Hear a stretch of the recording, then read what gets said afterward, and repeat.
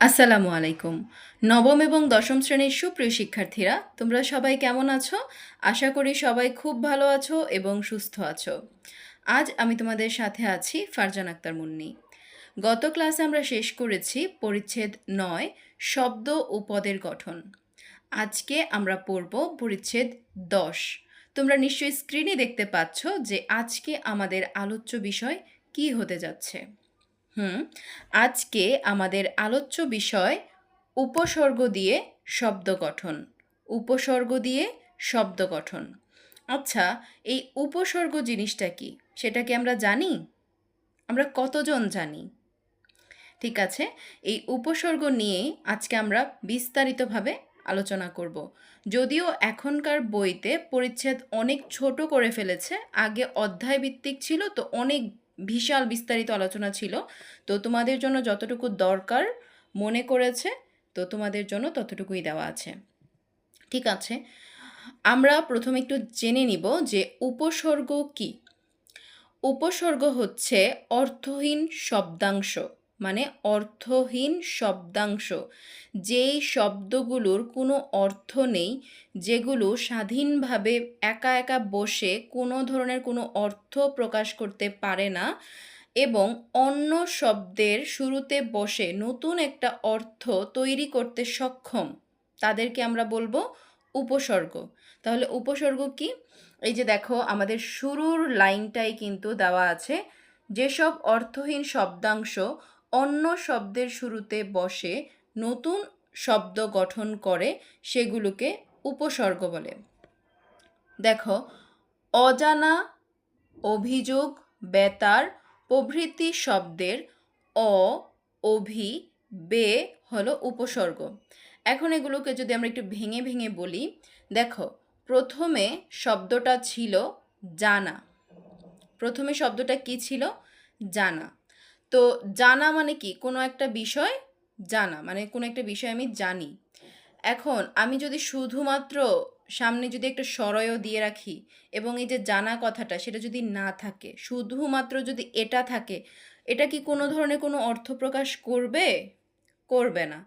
কিন্তু এই অটা যখন আমি এই জানার সঙ্গে যোগ করে দেব, তখন দুইটা মিলে কি হবে? অজানা। দুইটা মিলে কি হবে? অজানা। তখন কিন্তু নতুন একটা অর্থবোধক শব্দ তৈরি হবে। তো এটাই হচ্ছে কি উপসর্গের কাজ। দেখো, অজানা, অভিযোগ, বেতার, এই যে শব্দগুলো, অজানা, এটা প্রথম শব্দটা কি ছিল? জানা। তো এর শুরুতে কি যোগ হয়েছে? অযোগ হয়েছে। অযোগ হয়ে কি হয়েছে? অজানা। অজানা মানে কোনো একটা বিষয় সম্পর্কে আমার ধারণা না থাকা। অভিযোগ, অভিযোগের মধ্যে প্রথমে শব্দটা ছিল যোগ, তারপরে এর শুরুতে অভি, যে শব্দাংশটা, যেটা আসলে একা একা বসলে কোনো ধরনের কোনো অর্থ প্রকাশ করতে পারে না, সেটা যখন যোগের শুরুতে বসবে তখন নতুন একটা শব্দ হবে অভিযোগ। অভিযোগ মানে কি? কারোর বিরুদ্ধে আমাদের মানে অসন্তুষ্ট থাকা, যে আমরা তার বিরুদ্ধে অভিযোগ জানাবো। তারপরে দেখো, তার, তার কথাটার প্রথমে এটা ছিল একটা শব্দ তার, তার শুরুতে যোগ হয়েছে বে। বে হচ্ছে একটা উপসর্গ, একটা শব্দাংশ যেটা কি অর্থহীন, যার কোনো অর্থ নেই। তাহলে এই যে বে, তারের শুরুতে বে যোগ হয়েছে, হয়ে কি সৃষ্টি হয়েছে?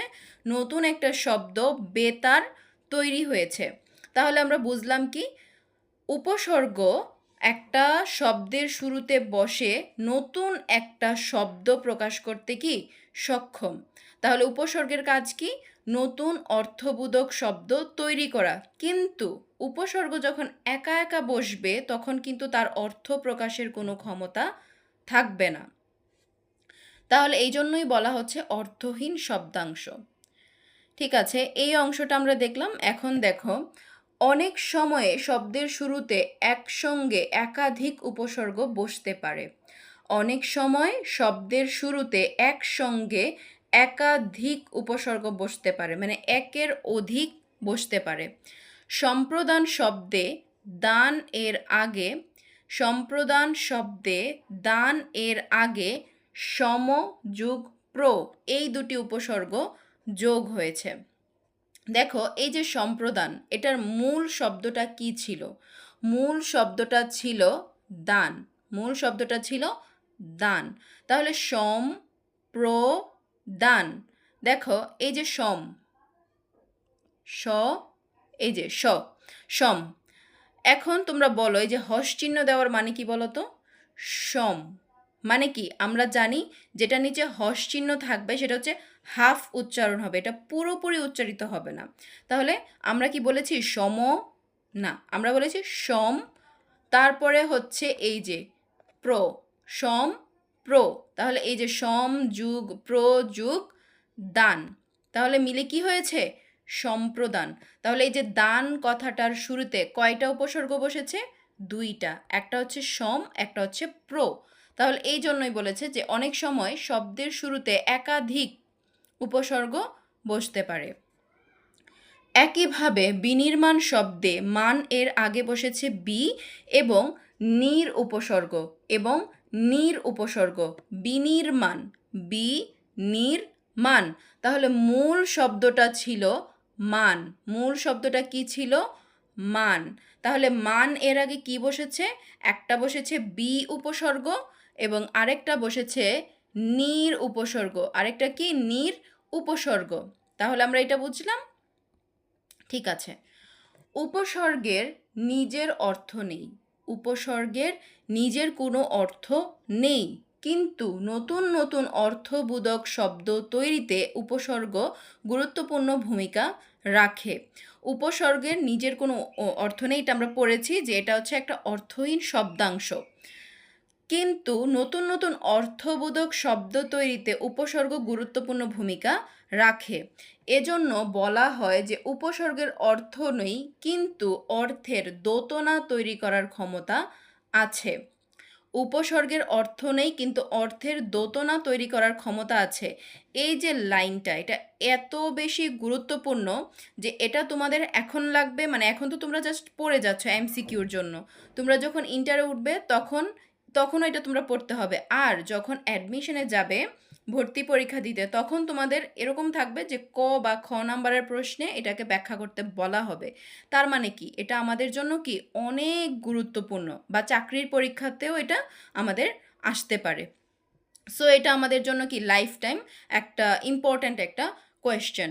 সো আমরা এটা একটু ব্যাখ্যা সহকারে জানি যে উপসর্গের অর্থ নেই কিন্তু অর্থের দোতনা তৈরি করার ক্ষমতা আছে। আমরা জানি উপসর্গ হচ্ছে অর্থহীন শব্দাংশ, মানে যেটা উপসর্গ কোনো শব্দ বা হচ্ছে ধাতুর পূর্বে বসে সেটাকে কি সেই অর্থের পরিবর্ধন করে সেটা সংকোচনও করতে পারে, আবার সেটাকে কি একটা নতুন অর্থ বৈচিত্র্য সৃষ্টি করতে পারে। তার মানে সেখানে কি, ধরো আমি একটা বললাম জানা, এখন আমি এটাকে বললাম অজানা, পুরো শব্দটাই কিন্তু বদলে গেল।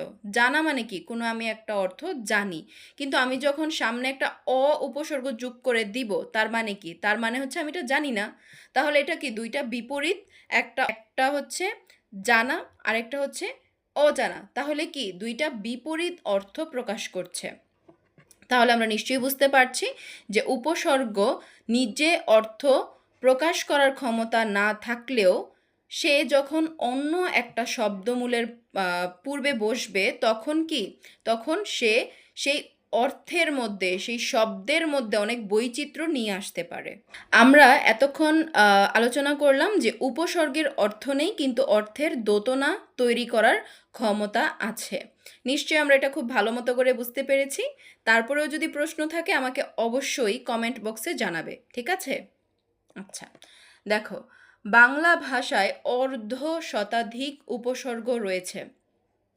তোমাদের এই বইয়ে এই ইনফরমেশনগুলো নেই, কিন্তু আমি তবুও তোমাদেরকে দিয়ে রাখছি, এটা তোমাদের কাজে আসতে পারে। সংস্কৃত উপসর্গ 20টি, বাংলা উপসর্গ, বাংলা আমাদের মাতৃভাষা, এবং 21শে ফেব্রুয়ারি হচ্ছে আমাদের মাতৃভাষা দিবস। সো বাংলা উপসর্গ হচ্ছে 21টি। এখন সংস্কৃত গেল, বাংলা গেল, এখন আমাদের আরও একটা উপসর্গ রয়েছে, সেটা হচ্ছে এই যে বিদেশি উপসর্গ। বিদেশি উপসর্গ কয়টি? বিদেশি উপসর্গ হচ্ছে 18টি। বিদেশি উপসর্গ 18টি। বিদেশি উপসর্গের মধ্যে ধরো আরবি আছে, ফার্সি আছে, হিন্দি আছে। তো এইগুলা কালক্রমে ব্যবহার হতে হতে বাংলা উপসর্গেরই একটা অংশ হয়ে গিয়েছে। তাহলে আমরা কি পড়লাম? সংস্কৃত উপসর্গ 20টি, বাংলা উপসর্গ 21টি এবং বিদেশি উপসর্গ 18টি। ঠিক আছে, এখন দেখো আমরা দেখব উপসর্গের কাজ। উপসর্গের কাজ, নতুন শব্দ তৈরি করা উপসর্গের কাজ। উপসর্গের কাজ কি? নতুন শব্দ তৈরি করা। সম যুগ বাদ, সংবাদ। সম যুগ বাদ, সংবাদ। বিবাদ, বাদ কথাটা ছিল কি? বাদ, এর সঙ্গে উপসর্গ যুক্ত হয়েছে বি, তাহলে হয়েছে কি? বিবাদ। বাদ শব্দের সঙ্গে সম এবং বি উপসর্গ যোগ করে নতুন শব্দ সংবাদ এবং বিবাদ তৈরি হলো। আচ্ছা, উপসর্গের আরেকটি কাজ অর্থের মানে শব্দের অর্থ পরিবর্তন করা। উপসর্গের একটা কাজ হচ্ছে নতুন শব্দ তৈরি করা, আরেকটা কাজ কি? আরেকটা কাজ হচ্ছে শব্দের অর্থ পরিবর্তন করা। শব্দটা যা ছিল তার অর্থটা উল্টে দেয়া। দেখো, সুনজর, সুনজর অর্থের সংকোচন। সু যুগ নজর, সুনজর অর্থের সংকোচন। সম্পূর্ণ, সম্পূর্ণ অর্থের সম্প্রসারণ। কথাটা প্রথমে কি ছিল? পূর্ণ, তার প্রথমে উপসর্গ যোগ হয়েছে সম, তাহলে সম যুগ পূর্ণ মিলে হয়েছে সম্পূর্ণ। তাহলে এখানে কি হয়েছে? অর্থের সম্প্রসারণ ঘটেছে, মানে অর্থটা আরেকটু বড় হয়েছে। তারপরে দেখো গড় হাজির, বিপরীত অর্থ।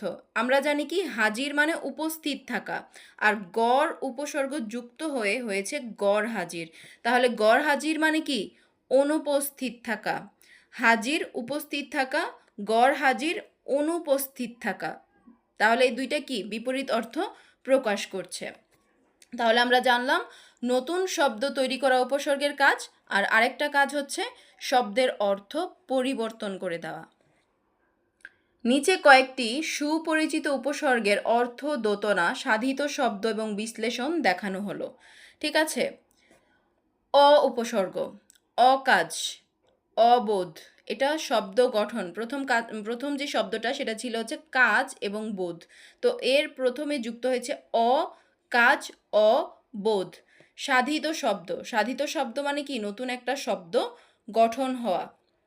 দেখো, অকাজ, অবোধ, দোতনা, দোতনা মানে কি? এটার অর্থটা দেখো। অনুচিত, অকাজ মানে কি? অনুচিত, যেই কাজগুলো অকাজ, যেই কাজের আসলে কোনো মানেই হয় না, সেই কাজগুলো আমাদের করা উচিত না। তাহলে অকাজ দিয়ে কি বোঝাচ্ছে? অনুচিত। আর অবোধ, প্রথমে ছিল বোধ, বোধের শুরুতে যখন অযোগ হয়েছে মিলে হয়েছে অবোধ। অবোধ মানে কি? অবোধ মানে হচ্ছে অল্প, অবোধ, যার বোধ জ্ঞান শক্তি অনেক কম। তাহলে এটাকে কি বলা হচ্ছে? অবোধ, মানে এটার দোতনা কি? অল্প। তারপরে দেখো অতি, অতিকায়, অতি আচার। অতিকায় মানে কি? অনেক বৃহৎ, মানে অনেক বড়। অতি যোগ আচার মিলে হয়েছে অত্যাচার।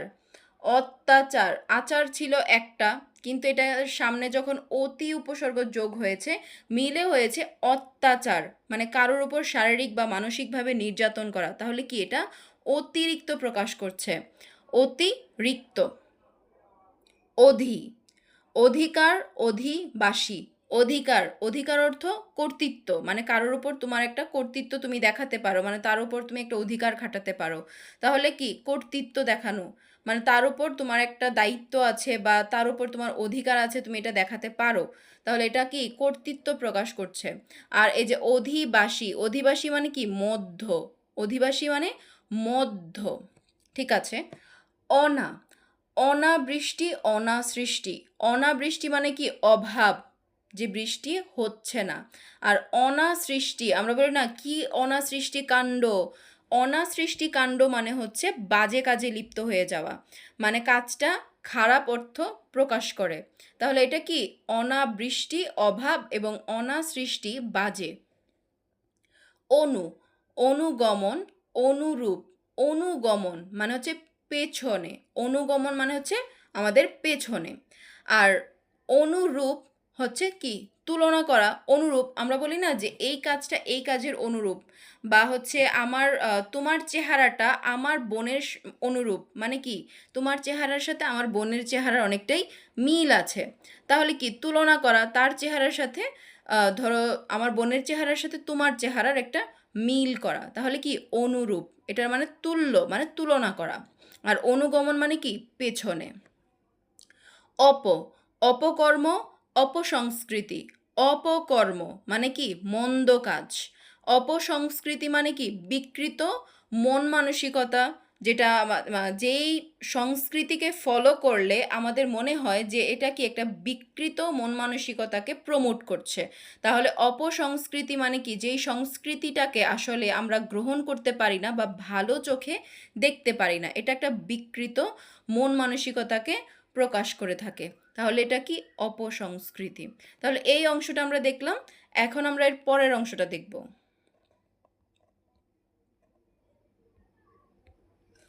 দেখো, অব, অব যোগ দান, অবদান, অব যোগ গুণ্ঠন, অবগুণ্ঠন।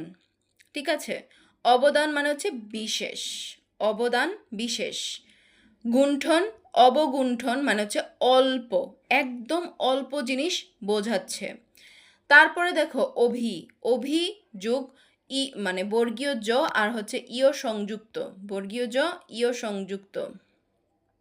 তাহলে এটা দিয়ে কি বোঝাচ্ছে? অভিজ্ঞ মানে কি যে ব্যক্তি এইটা সম্পর্কে ধারণা রাখেন বা তিনি এই জিনিসটা পার করে এসেছেন, তো তার কাছে যদি আমরা কোনো একটা বিষয় জানতে চাই এই বিষয়টা, তাহলে কি সে আমাদেরকে একটা ভালো একটা পরামর্শ দিতে পারবে। তাহলে এটা হচ্ছে অভিজ্ঞ। অভিজাত মানে হচ্ছে উত্তম।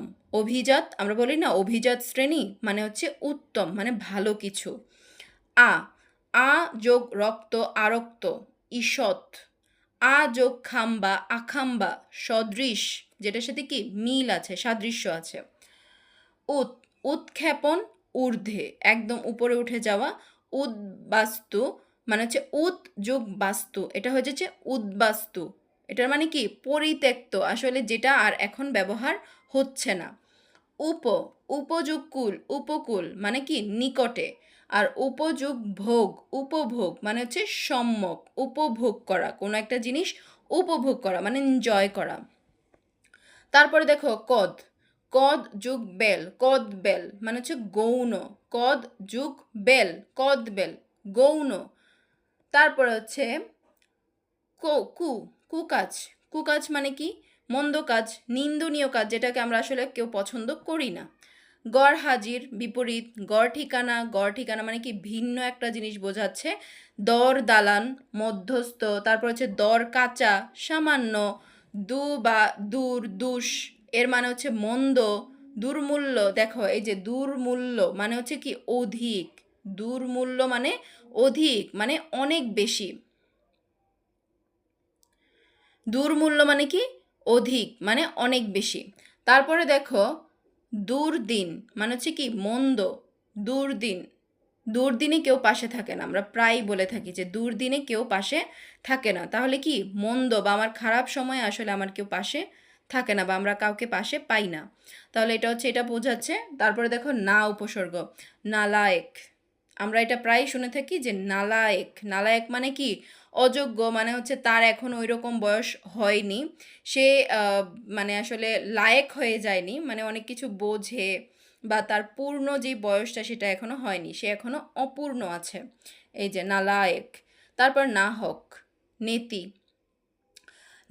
নি উপসর্গ নিদারুণ, নিদারুণ মানে কি অতিশয় যন্ত্রণা, যেটা নিদারুণ যন্ত্রণা। তারপর দেখো নিযোগ খাদ, নিখাদ নেই এমন, নিখাদ নেই এমন, যেটার মধ্যে কোনো খাদ নেই। তারপরে দেখো নি দিয়ে বিসর্গ চিহ্ন আছে। তারপর হচ্ছে নির, নিশ, নিঃশেষ, পুরোপুরিভাবে একদম শেষ। তারপর হচ্ছে নির্ধান, নির্যুগ ধন, নির্ধন মানে হচ্ছে নেই এমন, নেই এমন। নির্গমন বাইরে। তারপর হচ্ছে নিঃযুগ তরঙ্গ, নিস্তরঙ্গ নেই এমন। নিম, নিমখুন, নিমখুন মানে কি প্রায়, তারপর হচ্ছে নিমরাজি মানে অর্ধেক, নিমরাজি মানে কি অর্ধেক, মানে সে পুরোপুরি রাজি নয়। পরাযোগ জয়, পরাজয়, পরাজয় মানে কি বিপরীত অর্থ, পরাজয় মানে কি বিপরীত অর্থ, জয় মানে কি আমরা কোনো একটা জিনিস জিতে যাওয়া, উইন করা। কিন্তু যখন এটা পরাযোগ হয়ে যাবে, এটার সামনে জয়ের সামনে যখন পরাযোগ হবে তখন হয়ে যাবে পরাজয়, মানে সেটা হেরে যাওয়া। তাহলে কি জয়ের বিপরীত হচ্ছে পরাজয়, বিপরীত শব্দ প্রকাশ করছে। তারপরে দেখো পরাবাস্তব মানে হচ্ছে অতিশয়, পরাবাস্তব অর্থ কি অতিশয়। ঠিক আছে, তারপর দেখো পরিযোগ ত্যাগ, পরিত্যাগ, সম্পূর্ণভাবে এটাকে আমি ত্যাগ করলাম, সম্পূর্ণভাবে এই জিনিসটা থেকে আমি একেবারে মানে নিজেকে মুক্ত করে নিয়ে আসলাম। তাহলে কি পরিত্যাগ করা, যে মন্দ একটা কাজ করতাম আমি, এখন আর এটা আমি করি না, আমি সেই স্বভাবটাকে কি পরিত্যাগ করেছি। তাহলে এর মানে হচ্ছে সম্পূর্ণ। তারপরে দেখো পরিপন্থী, পরিপন্থী মানে কি বিরুদ্ধ, যে যেটা আমাদের সাথে যায় না সেই পরিপন্থী কাজ আমাদের করা উচিত না। তাহলে পরিপন্থী মানে কি বিরুদ্ধ কাজ করা, মানে যেই কাজটা আমাদের করা উচিত না। তারপরে দেখো পাতি, এটা প্রায় পরীক্ষায় কিন্তু আসে, এটা মনোযোগ দিয়ে পড়বে, যে পাতি, পাতি যোগ হাঁস, পাতিহাঁস মানে ছোট হাঁস, পাতিহাঁস মানে কি ছোট হাঁস। প্রগতি মানে কি প্রকৃষ্ট, সামনের দিকে এগিয়ে যাওয়া। প্রকোপ মানে হচ্ছে প্রচণ্ড, প্রকোপ মানে কি প্রচণ্ড। প্রতিধ্বনি মানে হচ্ছে তুল্য, একটা ধ্বনি শোনা, আমি একটা বললাম এটার আবার পুনরায় একটা মানে দ্বিতীয়বার একটা ইকো হলো, ইকোটা তোমরা নিশ্চয়ই বুঝতে পারো যে এই ধ্বনিটাই আবার রিপিট হচ্ছে আমার মনে হলো, তাহলে এটা কি প্রতিধ্বনি, এটা তুল্য। প্রতিহিংসা পাল্টা, প্রতিহিংসা পাল্টা। ঠিক আছে, এই যে দেখো তারপরের অংশ বদ, পরের অংশটা কি বদ, বদ মেজাজ, যার মেজাজটা খুবই উগ্র। মেজাজ মানে কি যে আমাদের কোনো কিছু একটা মানে উপলব্ধি হওয়া, বা কোনো কিছু একটা আমাদের যেই মন মেজাজ চিন্তা ভাবনা এই সব কিছু, কিন্তু সেটার সামনে যখন বদ যোগ হবে তখন কি সেটা আমার মেজাজটা খুব উগ্র, খুব রাগী রাগী একটা ভাব সেটাকে বোঝাচ্ছে, যে কিছু বললেই সে খুব উগ্র হয়ে যায়, সে খুব রাগ দেখাচ্ছে, মেজাজ দেখাচ্ছে, তো সে শান্ত থাকতে পারে না। এটাকে আমরা কি বলি উগ্র, উগ্র মেজাজের বা বদ মেজাজি। তারপরে কি বদজাত, বদজাত, বদ যোগ জাত, বদজাত নিন্দনীয়। আমরা বলি না যে লোকটি খুব বদজাত স্বভাবের, মানে কি সে খুবই খারাপ একটা লোক, এটাই বোঝায়। তারপরে বি যোগ ভুই, বিভুই ভিন্ন, বি যোগ জ্ঞান, বিজ্ঞান বিশেষ। তারপর হচ্ছে বে যোগ দখল, বেদখল মানে ঋত। বে যোগ আইন, বেআইন বহির্ভূত। ভর যোগ পেট, ভর পেট পূর্ণ। ভর জোয়ার মানে কি চূড়ান্ত, ভর জোয়ার মানে চূড়ান্ত। সঠিক, সম্পূর্ণ। সম্মুখ, অভিমুখ, সম্মুখ মানে কি সামনের দিকে, যেটা হচ্ছে অভিমুখে। সংযোজন একত্রে। সুদিন, ভালো দিন। সুকৌশল, চমৎকার, সুকৌশল মানে কি চমৎকার। হা ভাত, এটা খুবই গুরুত্বপূর্ণ, এটা পরীক্ষায় এসে থাকে। হা যোগ ভাত, হা ভাত মানে কি অভাব, হা ভাত মানে অভাব। তাহলে আমরা কি কি পড়েছি দেখো, আমরা আরেকবার একটু রিকেপ করব যে উপসর্গ কি। উপসর্গ হচ্ছে একটা অর্থহীন শব্দাংশ যার নিজের কোনো অর্থ প্রকাশের ক্ষমতা নেই, কিন্তু সে অন্য শব্দের শুরুতে অন্য একটা মানে সেটা নাম শব্দও হতে পারে, অথবা সেটা ক্রিয়ামূলও হতে পারে, মানে ধাতুও বলতে পারি আমরা। তো কোনো একটা শব্দের শুরুতে বসে সে কি করছে নতুন অর্থ সৃষ্টি করছে, বা সেই অর্থের সে পরিবর্তন ঘটাচ্ছে, এবং সেখানে কি অর্থ বৈচিত্র্য নিয়ে আসছে। তাহলে উপসর্গ কি যেসব অর্থহীন শব্দাংশ অন্য শব্দের শুরুতে বসে শব্দ গঠন করে সেগুলোকে আমরা বলি উপসর্গ। বাংলা উপসর্গ মোট কয়টি? উপসর্গ হচ্ছে ৩ ধরনের, ৩ ভাগে বিভক্ত। একটা হচ্ছে সংস্কৃত, আরেকটা হচ্ছে বাংলা, আরেকটা হচ্ছে বিদেশি। সংস্কৃত উপসর্গ ২০টি, বাংলা উপসর্গ 21টি এবং বিদেশি উপসর্গ 18টি। আরেকটা প্রশ্ন আমরা পড়েছি যে উপসর্গের নিজের অর্থ নেই, কিন্তু নতুন নতুন অর্থবোধক শব্দ তৈরিতে উপসর্গ গুরুত্বপূর্ণ ভূমিকা রাখে, আর এই জন্য উপসর্গকে বলা হয় যে উপসর্গের অর্থ নেই কিন্তু অর্থের দোতনা তৈরি করার ক্ষমতা আছে। উপসর্গের অর্থ নেই কিন্তু অর্থের দোতনা তৈরি করার ক্ষমতা তার আছে, মানে নতুন একটা শব্দ সে গঠন করতে পারে, সেই শব্দটাকে সে সম্প্রসারণও করতে পারে, পরিবর্ধনও করতে পারে, আবার সেই অর্থের পরিবর্তনও ঘটিয়ে দিতে পারে। তাহলে সেজন্য বলা হচ্ছে উপসর্গের অর্থ নেই কিন্তু অর্থের দোতনা তৈরি করার ক্ষমতা আছে। তারপরে আমরা পড়েছি উপসর্গের কাজ। উপসর্গের কাজ হচ্ছে নতুন শব্দ তৈরি করা, তারপরে হচ্ছে একটি শব্দের অর্থটাকে পুরোপুরি উল্টে দেয়া, বিপরীত অর্থ প্রকাশ করা। তাহলে এগুলো কি? এগুলো হচ্ছে উপসর্গের কাজ। তারপর আমরা পড়েছি উপসর্গ দিয়ে যেই সব শব্দ গঠিত হচ্ছে, তারপর তার থেকে সাধিত শব্দ, তারপরে দোতনা যে তৈরি করছে, এই সবগুলো কি আমরা প্রত্যেকটা অংশ কিন্তু পড়েছি। তো তার মধ্য থেকেও এই যে আমরা পুরোটা পড়লাম, এই যে ছকের মধ্যে যেগুলো দেওয়া আছে এগুলো তো আমরা সবটা পড়েছি। তার মধ্যে যদি তোমাদের কোনো শব্দের অর্থ বুঝতে আবার অসুবিধা হয় বা মনে হয় যে না আমি এটা বুঝতে পারিনি, আরেকটু সহজ করে বললে আমি আরও ভালো বুঝবো, তাহলে তোমরা কি করবে? তোমরা আমাকে কমেন্ট বক্সে অবশ্যই লিখে সেটা জানাবে। তারপর আমি সেখানে তোমাদেরকে প্রশ্নের সমাধান করার যথার্থ চেষ্টা করব। ঠিক আছে? আচ্ছা, তাহলে আমরা এই অংশে এতটুকু দেখলাম। এখন দেখো আমাদের জন্য অনুশীলনীমূলক প্রশ্ন 6টা প্রশ্ন দেওয়া আছে। এখন আমরা দেখব যে আমরা আসলে কয়টা প্রশ্নের উত্তর করতে পারছি। এখন দেখব আমাদের জন্য কি কি প্রশ্ন দেওয়া আছে। প্রথম প্রশ্ন, নিচের কোনটি উপসর্গ যুগে গঠিত শব্দ? প্রবীণ, ভিখারি, বাবুয়ানা, সেলাই। কোনটা বলতে পারবে? ঠিক আছে, আমাদের প্রশ্ন নাম্বার 1, এটার উত্তর হচ্ছে প্রবীণ।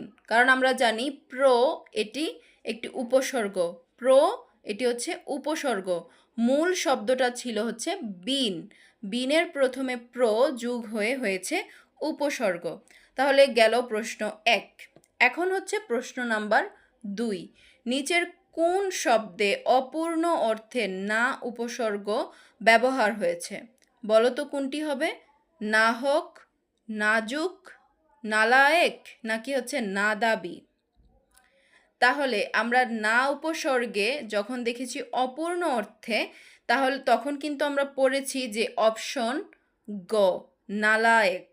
নালায়েক, যে এখনো কি লায়েক হয়নি।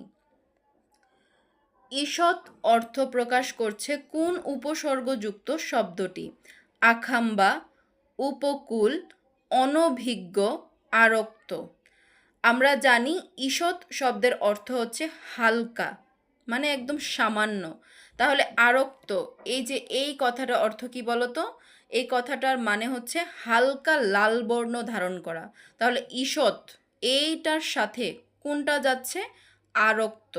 ঈষৎ অর্থ প্রকাশ করছে কোন উপসর্গ? আরক্ত। দেখো এটা কিন্তু আমরা পড়েছি, এই যে আমরা এই অংশটাতে পড়েছি যে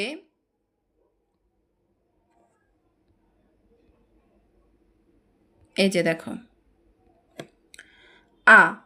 আ যোগ রক্ত, আরক্ত মানে ঈষৎ, আর আখাম্বা যেটা এটা হচ্ছে কি সদৃশ, মানে মিল থাকা। তাহলে আমাদের উত্তর আমরা সঠিক দিয়েছি যে আমাদের হচ্ছে আরক্ত। ঈষৎ অর্থ প্রকাশ করছে কোনটা?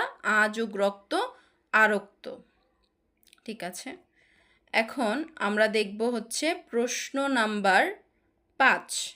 প্রশ্ন 5, ও আচ্ছা, এখানে নাম্বার করতে ভুল করেছে। দেখো প্রথমে 1, 2, 3 তারপর 5 দিয়ে দিয়েছে, এটা হতো 4 তারপরে 5। ঠিক আছে, আমরা তাহলে 5 ধরেই পড়ি। নিচের কোনটি উপসর্গ? গুলু, উপ, টা, উ। বলো তো নিচের কোনটি উপসর্গ? এটা তোমাদের অবশ্যই পারার কথা। দেখি কতজন উত্তর করতে পারো। নিচের কোনটি উপসর্গ? উত্তর হচ্ছে অপশন খ, খ উপ। পাতি উপসর্গটি কোন অর্থে ব্যবহার করা হয়? পাতি উপসর্গটি কোন অর্থে ব্যবহার করা হয়? আমরা কি পড়েছি বলো তো? আমরা কিন্তু এটা পড়ে এসেছি। দেখো, পাতি, এই যে পাতি, পাতিহাঁস, এটা কোন অর্থে ব্যবহার হচ্ছে? ছোট অর্থে। কোন অর্থে? ছোট অর্থে। তাহলে আমাদের উত্তর কোনটা হবে বলো তো? আমাদের উত্তর হবে পাতি। পাতি উপসর্গটি কোন অর্থে ব্যবহার করা হয়েছে? ছোট অর্থে। তাহলে আমরা এতক্ষণ আমাদের অনুশীলনীমূলক প্রশ্নগুলো সমাধান করেছি। আমরা আজকের ক্লাসটি সম্পূর্ণটা পড়ার পরে আমরা এটাকে আবারও রিক্যাপ করেছি, বোঝার চেষ্টা করেছি। তারপরেও যদি তোমাদের সমস্যা থাকে, তোমরা কোথাও বুঝতে না পারো, তোমরা ক্লাসটা টেনে টেনে দেখবে। তারপরেও যদি তোমাদের প্রশ্ন থাকে, তোমরা আমাকে জানাবে কোথায়? কমেন্ট বক্সে। এবং আমি তোমাদের প্রশ্ন দেখে তোমাদের সমাধান করার চেষ্টা করব। আর আরও একটি কথা বলবো, সেটি হচ্ছে তোমরা কিন্তু এই যে পাঠ্য বইটা, সেটা খুব মনোযোগ দিয়ে পড়বে। কারণ এই পাঠ্য বইয়ের বাইরে তোমাদের পরীক্ষায় আর কিচ্ছু আসবে না। এই যে এখানে দেখতে পাচ্ছ না যে পাতি উপসর্গটি কোন অর্থে ব্যবহার করা হয়েছে, আমরা পড়েছি ছোট, তারপরে হচ্ছে কোনটি উপসর্গ যুগে গঠিত শব্দ হয়েছে, তারপর হচ্ছে ঈষৎ অর্থ প্রকাশ করছে কোন উপসর্গ। তাহলে এই যে এইভাবে আচ্ছা, ঈষৎ অর্থ প্রকাশ করছে কোন উপসর্গ, এভাবে আমরা পড়েছি না? তো এই একইভাবে আমাদের প্রশ্ন আসতে পারে। দেখো হা, হ্যাঁ, এই যে আমি তোমাদেরকে একটু দেখাচ্ছি যে হা ভাত, হা যোগ ভাত, এখানে বলতে পারে অভাব কোন অর্থে ব্যবহার হচ্ছে? হা ভাত। ঠিক আছে, অভাব কোন অর্থে ব্যবহার হচ্ছে? হা ভাত। অথবা হা ভাত কি বোঝাচ্ছে? অভাবকে বোঝাচ্ছে। এইভাবে কিন্তু তোমাদের প্রশ্ন আসবে। তারপরে দেখো এখানে আরও একটা আসতে পারে যে সমযোগ মুখ, সম্মুখ, অভিমুখে মানে সামনে। তারপর হচ্ছে সমযোজন, একত্র। তারপরে যে বেদখল, এই যে বেআইন মানে কি? বহির্ভূত। তাহলে এইভাবে কিন্তু তোমাদের এইখান থেকে এই যে এই অংশটুকু দেখতে পাচ্ছ, এই অংশটুকু, তারপর হচ্ছে এই যে এই অংশটুকু, পুরোটা তোমাদের খুবই মনোযোগের সাথে পড়তে হবে। তোমরা একটা একটা পড়বে, নিজেরা প্রশ্ন করবে। আচ্ছা, আমি যে এখন পড়লাম অকাজ, এটার মানে কি? অনুচিত। আমি এখন পড়লাম অধিভাষী, এটার অর্থ কি? মধ্য। তারপর হচ্ছে অনাসৃষ্টি, এটার মানে কি? এটার মানে হচ্ছে বাজে। তাহলে তুমি কি করবে? তুমি নিজে পড়বে, নিজেকে নিজে প্রশ্ন করবে, নিজে নিজে উত্তর করবে। এগুলো করার মধ্যে কি হবে? এগুলো করার মাধ্যমে তুমি হচ্ছে তোমার নিজেকে অনেক বেশি প্রস্তুত করে ফেলতে পারবে পরীক্ষার জন্য। আর এগুলো হচ্ছে আমাদের অনেক, মানে এগুলো আমাদের ধরো এখন লাগবে, তোমরা যখন আরেকটু বড় ক্লাস উঠবে তখন লাগবে, অ্যাডমিশনে লাগবে, চাকরির ক্ষেত্রে লাগবে। তাহলে এইগুলো কি আমাদের পড়ার আসলে কোনো বিকল্প নেই, বাদ দেওয়ারও কোনো সুযোগ নেই। তোমরা এই সবগুলো পড়বে সুন্দর মতো করে। এই যে এই ছকটা তোমরা নিজেরা নিজেরা পড়বে এবং নিজেকে নিজে প্রশ্ন করবে। এই যে আমি আরেকটা দেখাচ্ছি, এখানে আরেকটা গুরুত্বপূর্ণ আছে নিম। এই যে নিম খুন, নিমরাজি, এই জায়গাটা কিন্তু খুবই গুরুত্বপূর্ণ। নিমরাজি আর হচ্ছে নিম খুন, প্রায়। নিমরাজি মানে কি? অর্ধেক। এটা অনেক অনেক গুরুত্বপূর্ণ এবং অনেকবার পরীক্ষাতে এসেছে। তারপরে যে প্রগতি, প্রকোপ, এই যে না দিয়ে আমরা কিন্তু একটা প্রশ্ন পেয়েছি অনুশীলনীতে। তারপর হচ্ছে এই যে এই অংশটা নি যুগ বিসর্গ চিহ্ন, এই যে বিসর্গ চিহ্ন দিয়ে, তারপর হচ্ছে হস চিহ্ন আছে, নিশ, এইগুলা খুবই গুরুত্বপূর্ণ। তাহলে তোমাদের কি করতে হবে? তোমাদেরকে এই পরিচ্ছেদটা ভালো মতো করে পড়তে হবে, এই ছকের অংশটা ভালো মতো করে পড়তে হবে, প্র্যাকটিস করতে হবে, নিজে নিজেকে প্রশ্ন করতে হবে এবং নিজেই উত্তর করতে হবে। এভাবে করে তুমি পরীক্ষার জন্য এক ধাপ এগিয়ে থাকতে পারবে। আর আরেকটা কথা হচ্ছে যে তোমাদের বোর্ড এক্সামে বোর্ড বইয়ের বাইরে আসলে কোনো প্রশ্ন হবে না, কোনো বছর হয়নি, তো আর সামনেও আসলে হওয়ার কোনো কথা না। বোর্ড বই যার যত বেশি করে আয়ত্তে থাকবে, সে বোর্ড এক্সামে তত বেশি ভালো করবে। তাই তোমাদের বলবো, বোর্ড বই পড়ার আসলে কোনো বিকল্প নেই। আজকের পরিচ্ছেদটা খুবই ছোট ছিল, তাই আমি ভেঙে ভেঙে প্রত্যেকটা বোঝানোর চেষ্টা করেছি। পরবর্তী পরিচ্ছেদ হচ্ছে পরিচ্ছেদ 11, যেটা হচ্ছে প্রত্যয় দিয়ে শব্দ গঠন। আমি তোমাদেরকে বলবো তোমরা একটু এই পরিচ্ছেদটা একটু চোখ বুলিয়ে এসো। তাহলে কি হবে? আমি যখন তোমাদেরকে পড়াবো তখন তোমাদের মাথায় এটা আরেকটু ভালো মতো করে মানে ঢুকবে। তাই আমি তোমাদেরকে বলবো যে পরবর্তী পরিচ্ছেদটা একটু দেখে আসবে। তাহলে আজকের ক্লাস এই পর্যন্তই। পরবর্তী ক্লাস পর্যন্ত সবাই খুব ভালো থাকবে এবং সুস্থ থাকবে। আসসালামু আলাইকুম।